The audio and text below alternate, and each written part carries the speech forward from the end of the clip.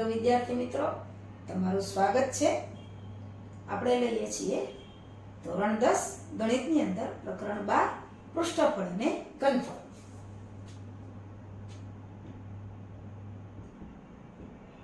આ પૃષ્ઠફળ અને ઘનફળ છે એ 9મા ધોરણમાં પણ તમે ભણી ગયા છો, એટલે તમે થોડા પરિચિત છો. અને આ પ્રકરણમાંથી તમારી બોર્ડની પરીક્ષામાં 6 માર્કનું પૂછાય છે, એટલે થોડુંક ધ્યાન આપો અને સૂત્રો તૈયાર કરી લો તો 6 માર્ક તમને સાવ સરળતાથી મળી શકે. એમાં આપણે આકારોની વાત કરતા હતા. એમાં આપણે સમઘન, લંબઘન અને નળાકારની વાત કરી. હવે આપણે ચોથો આકાર આવે છે શંકુ.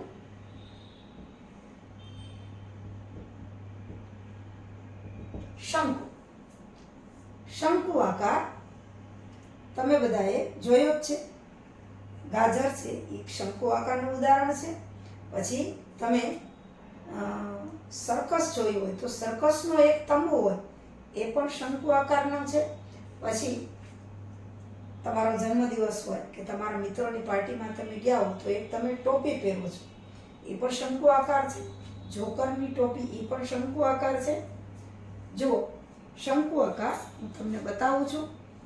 આ બર્થડે ની એક હેટ છે જે શંકુ આકારનું છે. નીચે છે એ વર્તુળાકાર હોય, ઉપર આ શંકુ આકાર છે. શંકુ આકારના ઘણા બધા ઉદાહરણો તમે જોયા જ છે. તો શંકુ આકારમાં આ જે છે એ વક્ર સપાટી છે.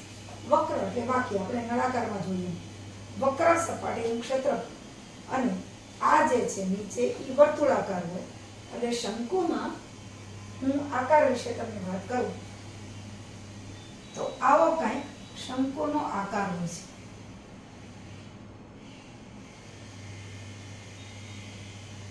પહેલો આકાર આવતા વિડીયોમાં શંકુમાં જે છે આ છે એ વક્ર સપાટી છે.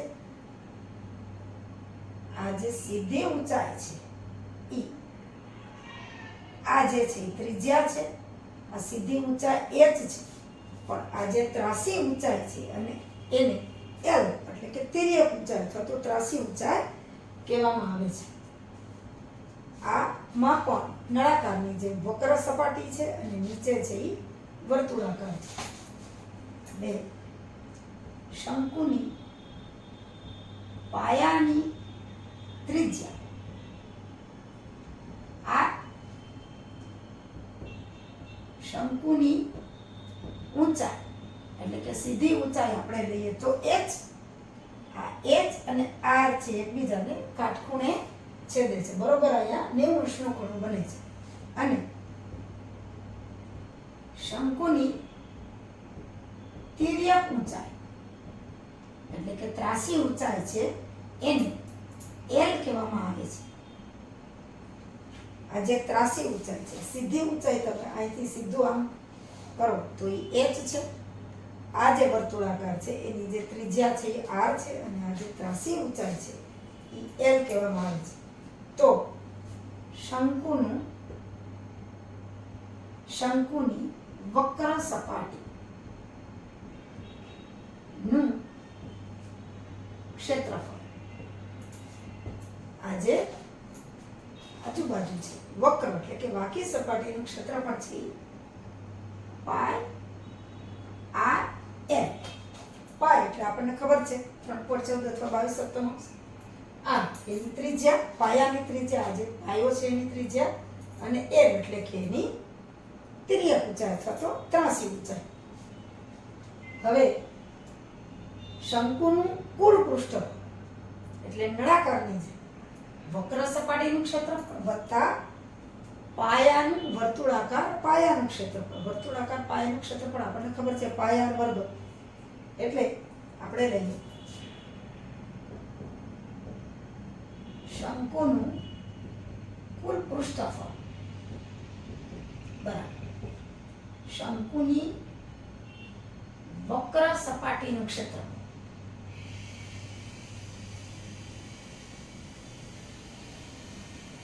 શંકુની વક્ર સપાટીનું ક્ષેત્રફળ વત્તા શંકુની વર્તુળાકાર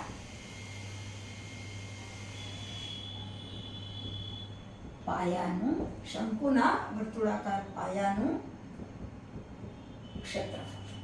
એટલે કે આવશે વક્ર સપાટીનું ક્ષેત્રફળ પાઈ આર એલ અને વર્તુળાકાર જે પાયો છે જેની ત્રિજ્યા આર છે એનું ક્ષેત્રફળ થશે પાઈ આર સ્ક્વેર.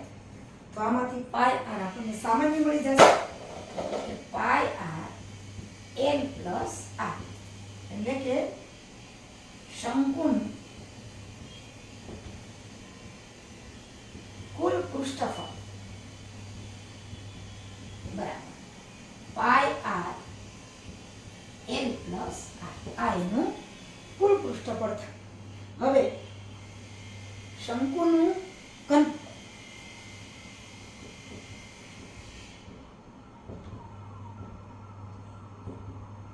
તો નળાકારનું ઘનફળ છે પાઈ આર સ્ક્વેર એચ એનાથી ત્રીજા ભાગનું એટલે કે 1/3 1/3 પાઈ આર સ્ક્વેર એચ આ શંકુનું ઘનફળ થશે. એટલે જો કુલ પૃષ્ઠફળ પાઈ આર કૌંસમાં 1 પ્લસ આર અને ઘનફળ થશે 1/3 પાઈ આર સ્ક્વેર એચ.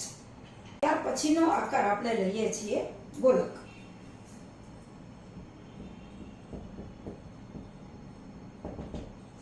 ગોલક ઘણા બધા ઉદાહરણો તમે ગોલકના જોયા છે. ગોલકની જો આકૃતિ દોરું તો આવી રીતના થશે.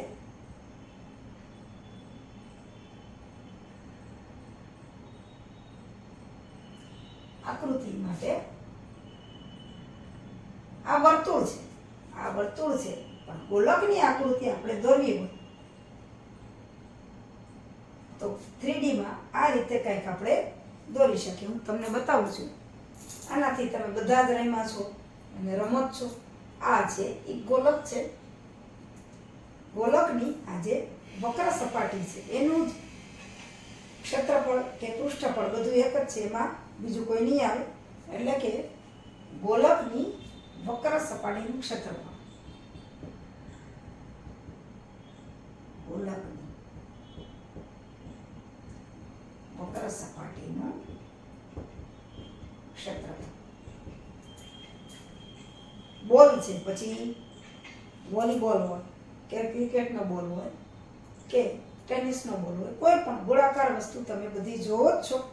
તો અને આનો બધાને તમને પરિચય જ છે. તો આ જે ગોલક છે એની વક્ર સપાટી એટલે કે જે આ વળાંકવાળી છે સપાટીનું ક્ષેત્રફળ થશે 4 પાઈ આર વર્ગ. હવે એના પછી વાત આવે છે અર્ધગોલકની. એની પહેલા આપણે એનું પૃષ્ઠફળ લઈ લઈએ. તો ગોલકનું ઘનફળ,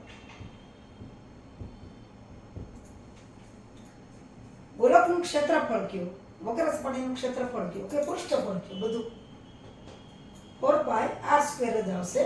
હવે એનું ઘનફળ એટલે કે આ હવામાં કેટલી જગ્યા રોકે છે તો એના માટેનું સૂત્ર છે 4/3 પાઈ આર ઘન. આર એટલે એની ત્રિજ્યા. આપણે આવી રીતના વર્તુળમાં ત્રિજ્યા બતાવીએ છીએ, પણ ગોલક છે આ 3D છે એની જે ત્રિજ્યા છે એનો ઉપયોગ ક્ષેત્રફળ અને ઘનફળના સૂત્રમાં છે. એટલે કે વક્ર સપાટીનું ક્ષેત્રફળ 4 પાઈ આર વર્ગ અને ઘનફળ છે 4/3 પાઈ આર ઘન. પછી વાત આવે છે અર્ધગોલક. એટલે આ ગોલકને જો વચ્ચેથી તમે બે ભાગ કરી નાખો તો એનો અર્ધગોલક થાય. તો આપણે ત્રીજું લઈએ અર્ધગોલક. હવે જો ગોલકનો વચ્ચેથી ભાગ કરો તો એ અર્ધગોલક બને. દાખલા તરીકે આવી રીતે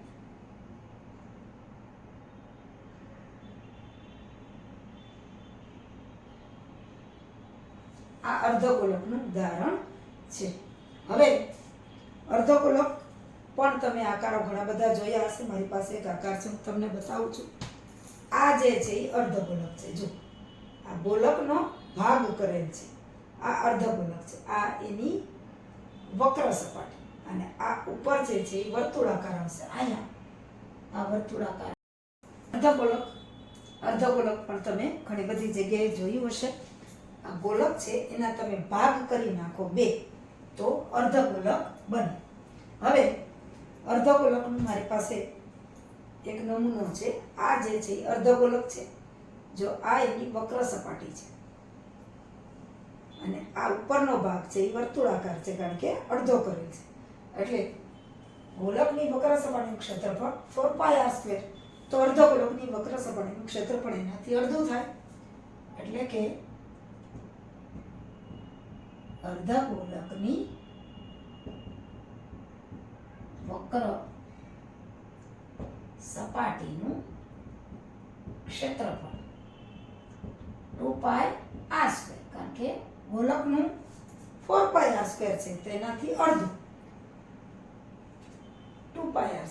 પણ હવે ગોલકમાં એક વધારાની વાત એ આવે છે કે આ ઉપરનો ભાગ છે એ ગોળાકાર છે. અહીંયા આ વક્ર સપાટી છે, ઉપરનો ભાગ ગોળાકાર છે. એટલે કુલ સપાટીનું ક્ષેત્રફળ કીધું હોય અર્ધગોલકમાં, તો આ વક્ર સપાટીનું ક્ષેત્રફળ 2πr² વત્તા 1, આ જુઓ વર્તુળાકાર છે, તો એનું ક્ષેત્રફળ એટલે કે 2 અને 1 3πr² આવશે. આ અર્ધગોલકમાં આ વાત શીખવાની છે.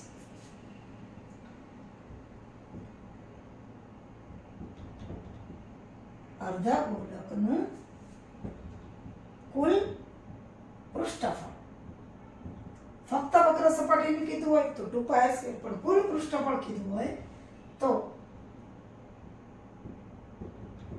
અર્ધગોલકની વક્ર સપાટીનું ક્ષેત્રફળ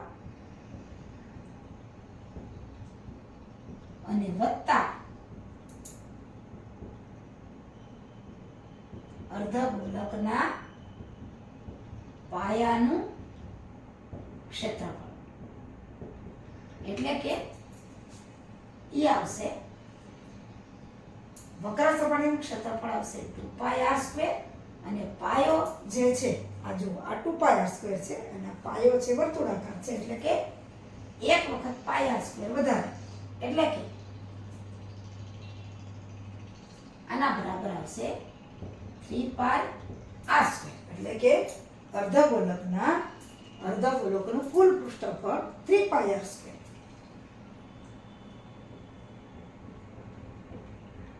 અર્ધગોલકનું કુલ પૃષ્ઠફળ આવશે 3πr². હવે ઘનફળની વાત આવે તો ગોલકનું ઘનફળ 4/3 પાયાર ઘન છે, તો અર્ધગોલકનું એનાથી અડધું એટલે 2/3 પાયાર ઘન. જુઓ હવે ઘનફળની વાત કરી તો ગોલકનું ઘનફળ 4/3 પાયાર ઘન છે, તો અર્ધગોલકનું બરાબર એનાથી અડધું એટલે કે 2/3 પાયાર ઘન થશે. તો અર્ધગોલકનું ઘનફળ 2/3 પાય r નો ઘન. આવી રીતના બધા જ સૂત્રો છે એ તૈયાર કરી લો અને આકાર ઉપરથી સૂત્રો યાદ રાખો તો બધા જ દાખલાઓ સહેલા છે. હવે પછીના વિડીયોમાં સ્વાધ્યાયના દાખલા ગણશું અને એ દાખલામાં બધા જ સૂત્રોનો ઉપયોગ છે. એટલે સૂત્રો તમે તૈયાર કરી લો તો સાવ સરળતાથી આ જે 12મું પ્રકરણ છે પૃષ્ઠફળ અને ઘનફળ એના પૂરેપૂરા એટલે કે 6 માર્ક તમે મેળવી શકો. એટલે થોડું ધ્યાન આપો તો તમે પૂરેપૂરા માર્ક મેળવી શકો. ફક્ત સૂત્રો ઉપર જ આ આખું પ્રકરણ છે એ આપેલું છે. હવે પછી આપણે દાખલા ગણીશું.